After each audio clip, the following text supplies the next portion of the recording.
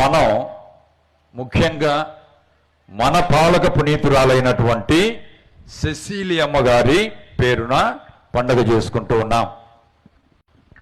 ఆమె మనకు ఒక ఆదర్శంగా ఎలా ఉండగలదు అన్నది మనం చూద్దాం.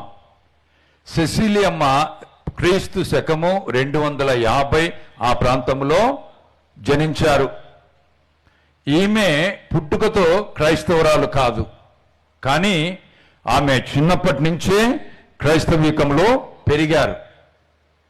అయితే చిన్న బిడ్డ అయినటువంటి సెసీలియమ్మ గారు వాళ్ళు తలపెట్టినటువంటి విషయం ఏంటి అనంటే, నేను సదా ఉపవాసం ఉండాలి, నేను త్యాగకృత్యాలు చేయాలి, నేను దాన ధర్మాలు చేయాలి, నేను ప్రార్థన చేయాలి, నేను నా ప్రభువు కోసము నా జీవితకాలం అంతా కూడా కన్యకగా మిగిలిపోవాలి అన్నటువంటి విషయాలు ఆమె అతి భిన్న వయసులోనే అనుకున్నది. చూడండి, పెద్దవాళ్ళమైనా హోదాలు పదవులు వచ్చినా కానీ మనల్ని ఒక నిర్దిష్టమైనటువంటి బాటలో ప్రణాళికలతో ముందుకు తీసుకుపోయేటటువంటిది లేక అతలాకుతలమవుతున్నటువంటి జీవితాలు ఇంకా మనం ఈ రోజుల్లో అనుభవిస్తున్నాం. కానీ ఆ రోజుల్లోనే, ఏ రోజుల్లో అయితే క్రైస్తవుడు అని చెప్పుకునేటప్పుడు వాళ్లకు వేద హింసలు, రక్తాన్ని చిందించాల్సినటువంటి